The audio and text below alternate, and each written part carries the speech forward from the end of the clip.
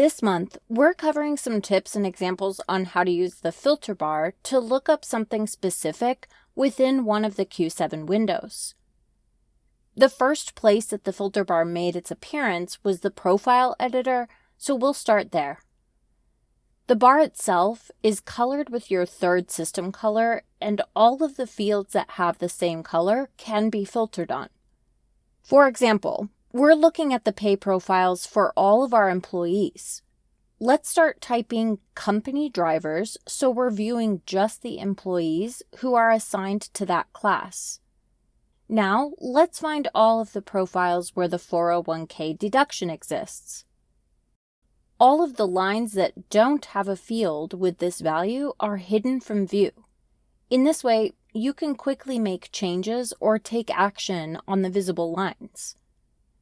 Let's say you want to isolate the 401k deduction in all of the company driver profiles.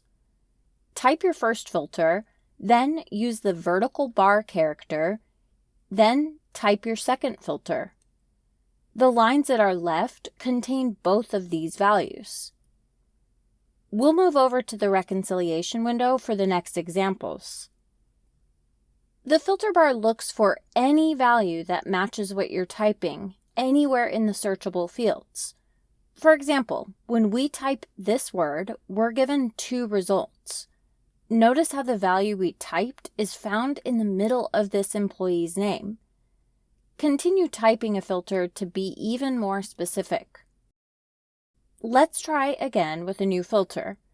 When we type this expense vendor's name in, we're not only seeing the checks written out to them, but refund receipts where we entered their name in the UDF1 comment cell. If the table you're in has a checkbox, using your Enter key marks it or unmarks the transaction you've filtered for. If you have several results, hitting Enter marks the first one in the list. You can use your arrow up or down keys to get to new lines in your filter, then hit Enter. The same is true for windows like receipts, except hitting Enter will distribute payment to an invoice. That's it for this month's tips. Find out more about the filter bar in the knowledge base.